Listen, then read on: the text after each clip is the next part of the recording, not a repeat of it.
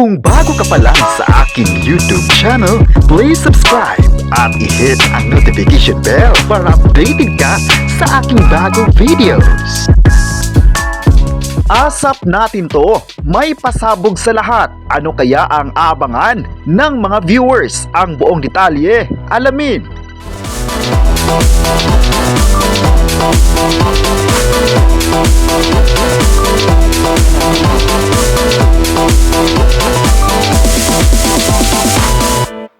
Ngayong araw, mainit na pinag-usapan sa social media ang pasabog ng asap natin to ngayong taon.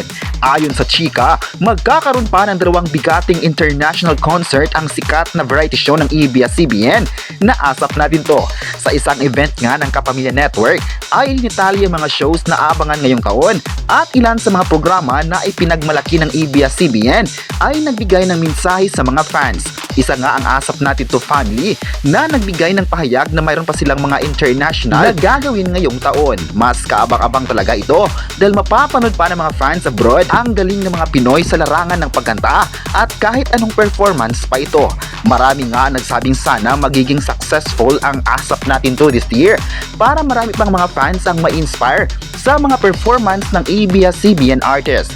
Marami nga ang proud sa Asap Natin To dahil kahit maraming mga pinagdadaanan ng network ay di pa rin ito nakuhang huminto, ay di pa rin nakuha nitong huminto. Mas ipinakita pa ng programa na kaya nilang mag-perform sa kabila ng walang prangkisa nito. Marami naman online na ang nagsasabing iba naman talaga ang galing ng buong team ng Asap Natin To dahil hindi nila tinipid ang pasabog para sa kanilang mga viewers.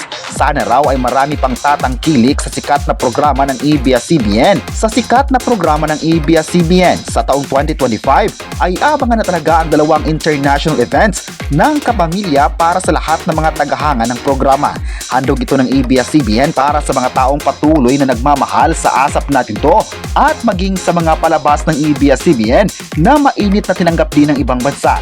Kaya marami ang nagsabing hindi talaga iiwan ng mga tao ang programa na ito dahil mula noon at hanggang ngayon ay sinusuportahan pa nito ng mga tao.